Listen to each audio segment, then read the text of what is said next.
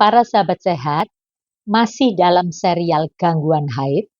Kalau yang lalu sudah saya jelaskan mengenai PALM, yaitu gangguan struktural. Jadi ada struktural bendanya ya begitu. Jadi istilahnya polip kan ada polipnya gitu ya, ada daging kecil yang tumbuh, ada tangkainya itu namanya polip. Kemudian adenomiosis juga rahimnya membesar, keras begitu. Leomioma ada miomnya. Kemudian malignansi atau gangguan daripada kecurigaan ke arah keganasan itu kan istilahnya struktural. Jadi penyebab gangguan haid yang struktural. Ini sekarang kita melanjutkan membahas yang non-struktural. Seperti janji saya, non-struktural itu juga bisa disingkat supaya kita ingat ya. Koin, COEIN, koin ya. Kalau kita ingat uang koin gitu ya, ini COEIN, koin ya. Begitu ya. C-nya itu singkatan daripada koagulopati. Kalau dengar kata koagulopati kita ingat pada gangguan pembekuan darah. Kan ada nih orang kok haid seperti encer gitu, nggak bisa menggumpal. Atau sebaliknya, dokter saya kalau haid itu bergumpal-gumpal. Nah ini kalau terjadi koagulopati itu cenderung encer dan banyak tentunya ya darah haidnya. Makanya ini termasuk non-struktural. Kemudian yang kedua setelah C tadi saya katakan O ya. O itu ovulasi disfungsi. Gangguan fungsi ovulasi. Kita tahu wanita itu yang normal tiap bulan bisa mengeluarkan sel telur namanya ovulasi. Tapi bisa juga terjadi gangguan tidak ovulasi. Ya, haid tapi tidak ovulasi. Nah, ini kalau gangguannya jadi siklus anovulasi ini pun bisa menyebabkan gangguan haid. Oke. Kemudian yang ketiga, E ya. COE ya. E-nya endometrial faktor. Endometrium itu artinya lapisan dalam rahim ya. Rahim kita itu ya, rahim begini nih ada lapisannya luar namanya perimetrium, kemudian ada miometrium seperti ototnya gitu, ada yang paling dalam namanya endometrium.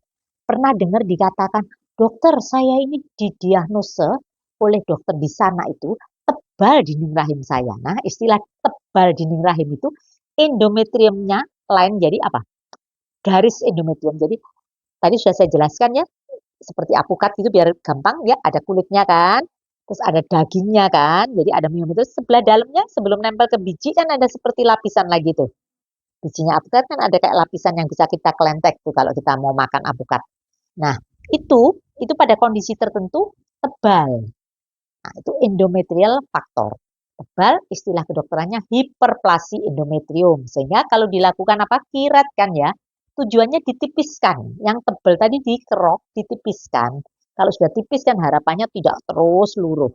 Karena kalau tebal, haidnya nggak selesai-selesai. Haid lebih dari 2 minggu dokter, banyak bergumpal-gumpal. Akibat dari penebalan dinding rahim hiperplasi endometrium. Oke, berarti sudah dapat berapa nih? 3 ya? Koagulopati, ovarial disfungsi, E-nya endometrial faktor. COEI sekarang. I-nya iatrogenik. Nah, iatrogenik itu berkata yang didapat dari luar nih. Biasanya ini gangguan haid akibat daripada KB. Nah, dokter, KB apa nih yang bisa mengganggu haid? Terutama KB-KB hormonal.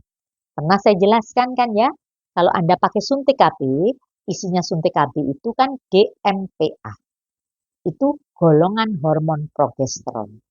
Karena dia ditumpuk, terus dikasih, terus kalau progesteronnya tinggi otomatis lapisan dalam daripada rahim kita menjadi lebih tipis kan. Jadi artinya luruh terus. Haid nggak selesai-selesai. Oke ya. Atau sebaliknya, nggak haid dokter, tapi diperiksa kok dindingnya ini jadi tebel gitu. Berarti juga gangguan hormonal. Atau Anda pakai KB IUD katakanlah ya, intrauterine device, ada benda yang dimasukkan di rahim, itu pun pada orang-orang tertentu bisa menyebabkan juga gangguan haid. Jadi sekali lagi, salah satu penyebab daripada gangguan haid yang termasuk non-struktural, yang termasuk kriteria I ini tadi, iatrogenik ini bisa akibat daripada KB. Tapi bisa juga akibat paparan bahan kimia. Bisa juga akibat radiasi ya. Jadi sekali lagi banyak penyebabnya. Nah, sudah apa ini?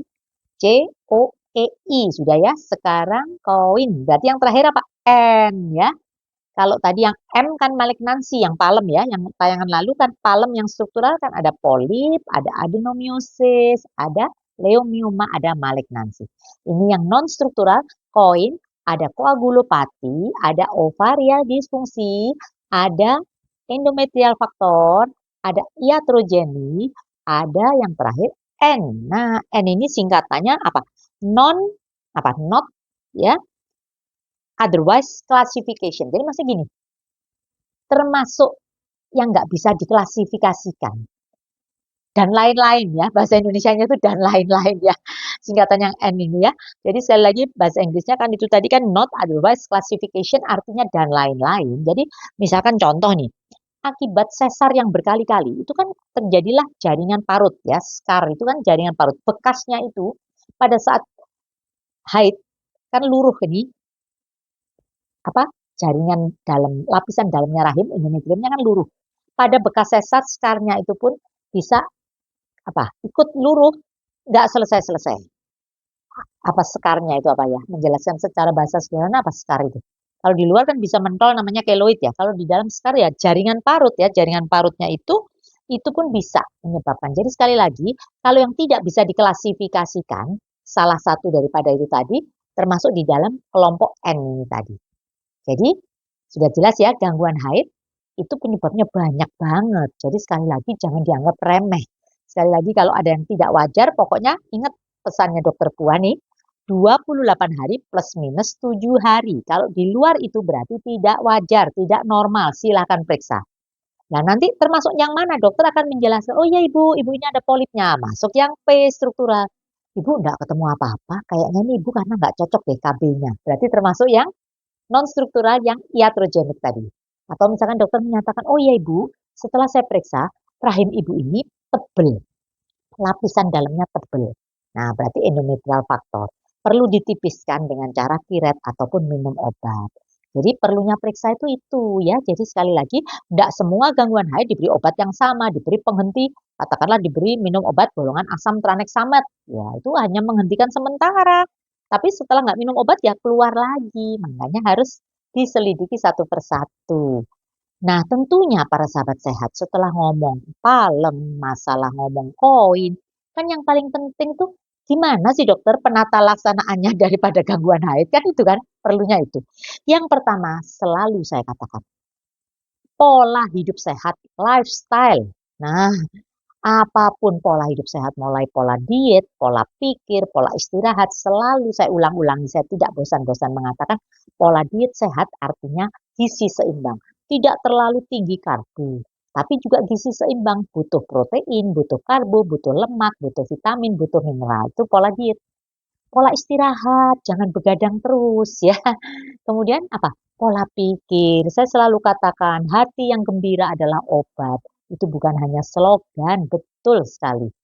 Jadi pola pikir yang tenang, jangan malah parno. Mikir, aduh dokter mengatakan saya ada tumornya, aduh saya ini kanker, aduh sebentar lagi mati, aduh mohon maaf.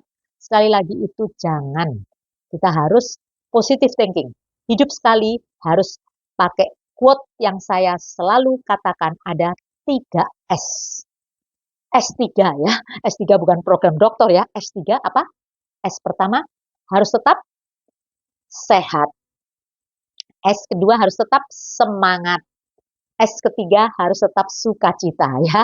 S3 ya, ingat ya para sahabat sehat. Terus apalagi nih? Selain lifestyle ya, pola diet, pola pikir, pola istirahat, olahraga tentunya ya. Olahraga semampu kita, mau jalan kaki, mau berenang, mau senam, mau yoga, silakan ya. Olahraga itu termasuk lifestyle yang bagus. Kemudian para sahabat sehat, tentunya pengobatan yang kedua masuk dalam tahap farmakokinetik. Artinya apa? Pengobatan, minum obat. Dokter akan memberikan obat untuk mengatur entah itu siklus hormon supaya bagus lah, entah untuk mengecilkan tumornya lah, atau apa pokoknya termasuk di dalam kriteria obat-obatan. Yang ketiga tentunya ada apa? Tindakan juga non-surgical itu belum ke susu operasi ya.